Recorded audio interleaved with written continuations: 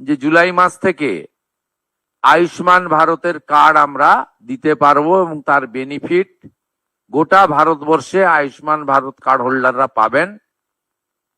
আমরা আশা করছি যে স্বাস্থ্যসাথীর কার্ডের সঙ্গে যুক্ত এমন 6 কোটিরও বেশি আমরা যারা কার্ড হোল্ডার তাদেরকে আয়ুষ্মান ভারতে এক্ষুনি নিয়ে যেতে পারবো। পরে পরে এই সংখ্যা আরো বৃদ্ধি পাবে এবং যারা নতুন করে আয়ুষ্মান ভারতে যুক্ত হতে চান, স্বাস্থ্যসাথীতে যুক্ত হননি, তাদের ক্ষেত্রেও অপরচুনিটি থাকছে। আমরা জুন মাসের প্রথম সপ্তাহের মধ্যে আয়ুষ্মান আরোগ্য মন্দিরের এগ্রিমেন্ট দিল্লিতে করার সিদ্ধান্ত নিয়েছি।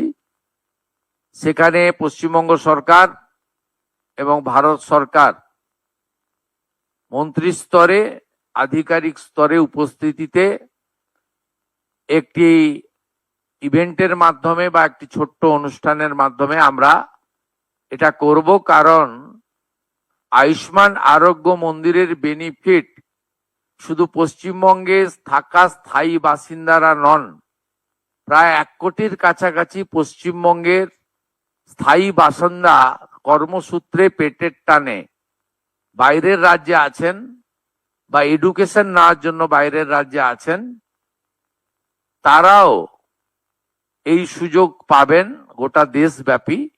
সেই এগ্রিমেন্ট আমরা জুন মাসের প্রথম সপ্তাহে দিল্লিতে করার সিদ্ধান্ত নিয়েছি।